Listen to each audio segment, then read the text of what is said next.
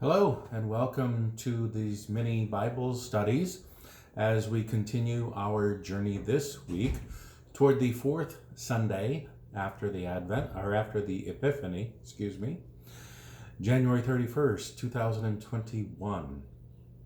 Today, I would like to look at Mark 1, 21 through 28, which is our gospel for Sunday.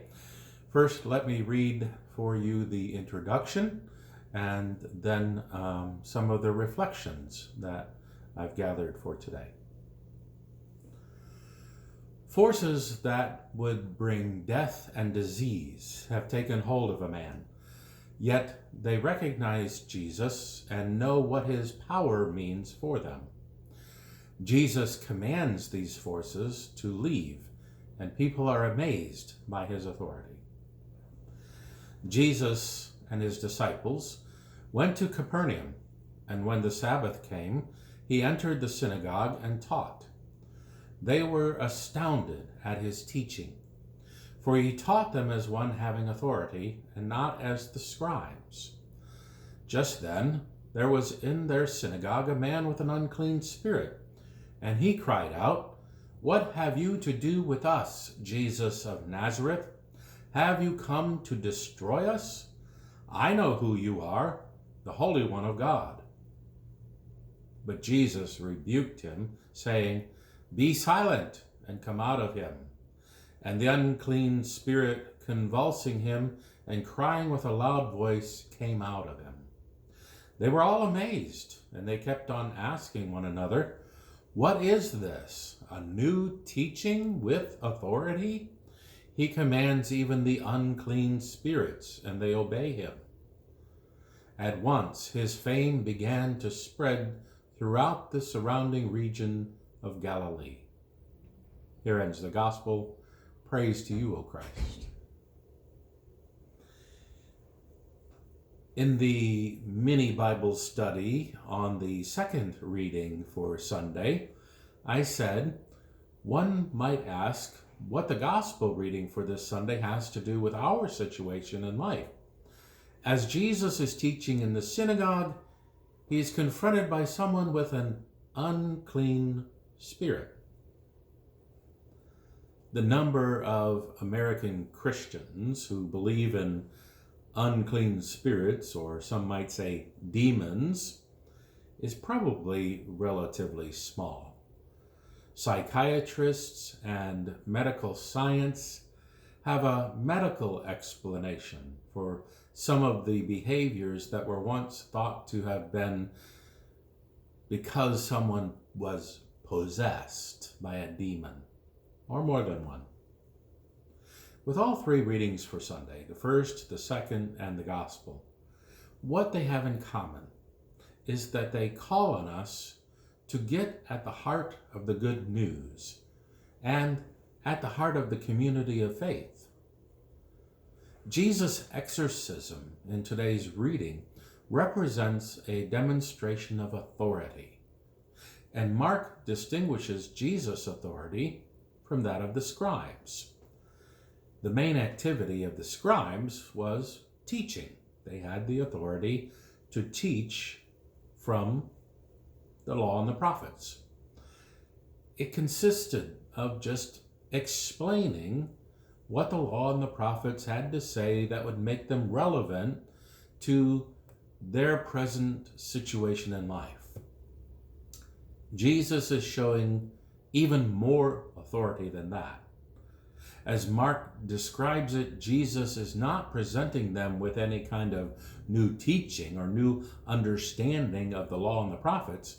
Jesus is giving an interpretation that has proven to be more relevant to their lives, and one with more power packed in it. Two references of Jesus' authority seems to frame this exorcism, and those references come in verse 22 and verse 27. The man with the unclean spirit enters the synagogue, which would have been completely forbidden. He never should have even been allowed in. And he cries out, What have you to do with us, Jesus of Nazareth? Have you come to destroy us? I know who you are, the Holy One of God. Who is the us in those first two questions? Is the demon speaking through the man and asking on behalf of all the other demons? Or is the man speaking for himself and asking on behalf of all of the people who are gathered there, or all humans in general? Or is there some combination of both, human and demon, asking these questions, which includes both human and demons? What do you have to do with us? Are you here to destroy us?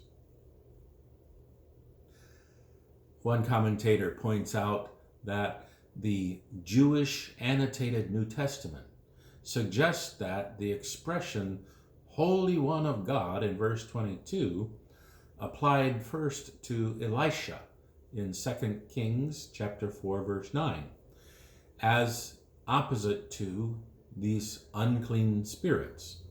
And that means that Jesus, like Elisha, would restore the correct boundary between the demonic realm of death and the world of life created by God.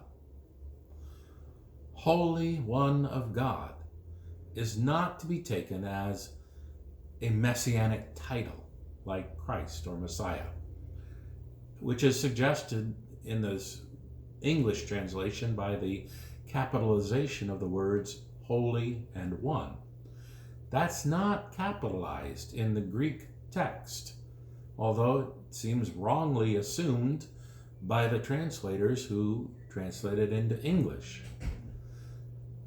The reference to Jesus is that Jesus belongs to God.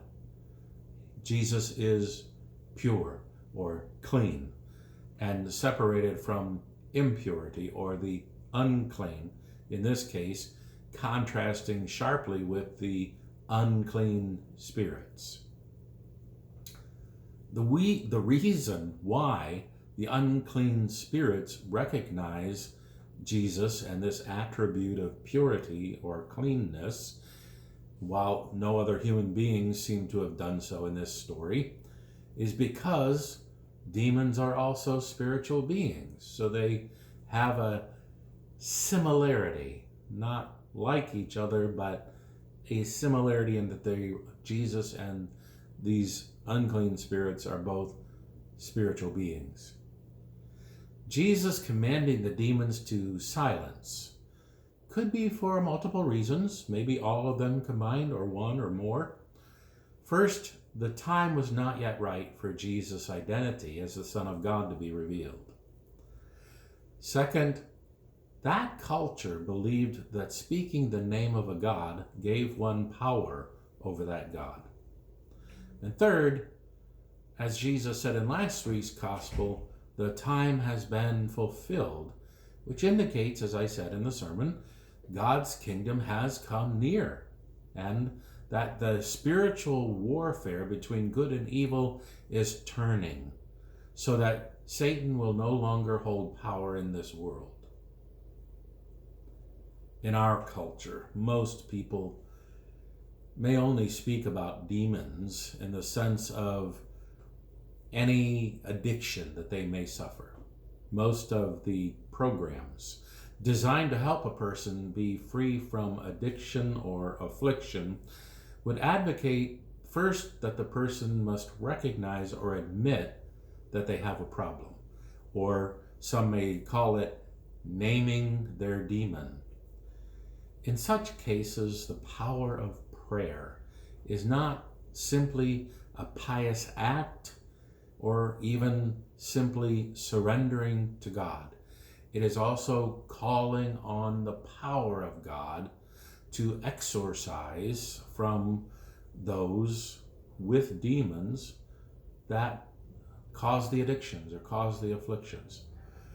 For Christians, discipleship is lived out within that struggle to believe that change really can happen. And it takes courage. to name our own afflictions, to name our own struggles, or if you will, to name our own demons. And it takes even more courage to name society's afflictions, because those are the ones that will no doubt put us at odds with someone in this world. In the opening of his Sermon on the Mount, Jesus says, "Blessed are you when people revile you and persecute you and utter all kinds of evil against you falsely on my account. Rejoice and be glad, for your reward is great in heaven. For in the same way they persecuted the prophets who were before you." Thank you for joining me today as we continue this journey along the path towards Sunday, the fourth Sunday after the Epiphany, January 31st, 2021. I hope you're having a great day. Take care. God bless.